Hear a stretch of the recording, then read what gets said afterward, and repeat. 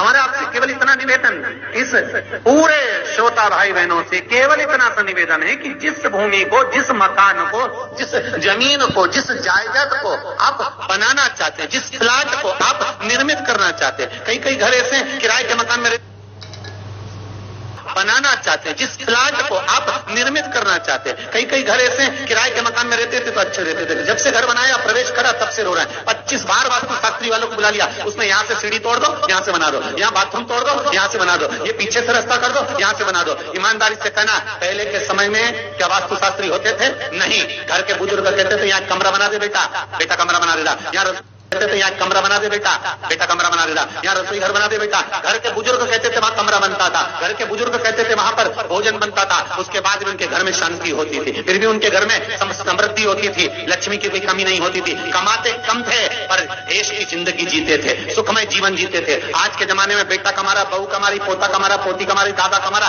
सारा घर कमारा, उसके बाद भी सुख और समृद्धि और शांति नहीं है, उसके बाद भी आनंद की अनुभूति नहीं है, उसके बाद भी हमेशा रोना केवल सुख का होता है। जरा सा घर में 4 लोग रह रहे हैं और चारों के मुंह भगोने जैसे रहते हैं, एक तपेले जैसा मुंह, एक भगोने जैसा मुंह, एक थाली जैसा मुंह, एक बेल्टोई जैसा मुंह, सब कोई बोलने को तैयार नहीं, क्योंकि जब जब बोले तो बर्तन की आवाज आए तो बोलेगी। एक माँ बैठी टीवी के सामने, एक माँ बैठी, एक सोफे पे बैठा, बोले ही नहीं आप। वो सुख गया का महाराज। कई लोगों के मैसेज आते हैं, गुरुजी हम बड़े दुखी हैं, कारण क्या है? बस कारण इतना सा है कि आपने जब मकान का निर्माण कराया, वास्तु शास्त्री को बुलाया, इंजीनियर को बुलाया, सब ठेकेदार को बुलाया, सबको बुलाकर मकान, प्लाट, जमीन, जायदाद सब दिखवाया, पर आपने उस भूमि पर पद्म पुराण कहती है, धेनु मानस कहती है, स्कंद पुराण कहती है कि उस प्लाट पर आपने 3 दिन तक एक गौ माता को नहीं बांधा, 3 दिन तक एक गाय को उस प्लाट पर बांधकर चारा खिलाते हैं। ना वास्तु शास्त्री को बुलाने की जरूरत पड़ती, ना कभी समृद्धि की, ना सुख की जरूरत पड़ती, क्योंकि गाय उस जगह से सारी इंद्रियों को आनंदित देकर सुख प्रदान कर देती है। उस जगह के सारी रोग, बीमारी, कष्ट, तकलीफ, दुख को गौ माता खींच लेती। गौ माता जैसी जगत में कोई नहीं हो सकता। हाथ में घड़ी नहीं बांधती गौ माता, पर 4 बजे आपके यहाँ रोटी मिलती है तो 4 बजे खड़ी मिल जाती है। 3 बजे भोजन मिलता है तो 3 बजे आपके दरवाजे पे मिल जाती है।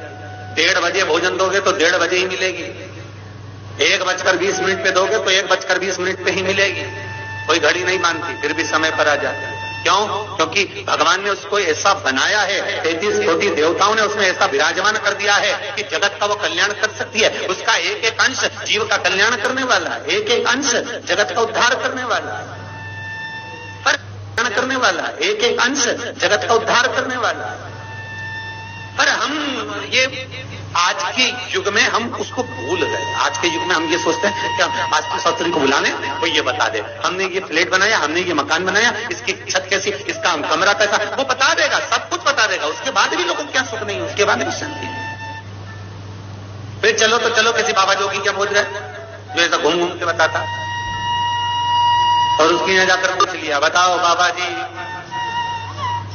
हमारे घर में शांति नहीं, तो बाबा जी एक ही बात बोले, तेरे ही घर का है जिसने कुछ कर दिया।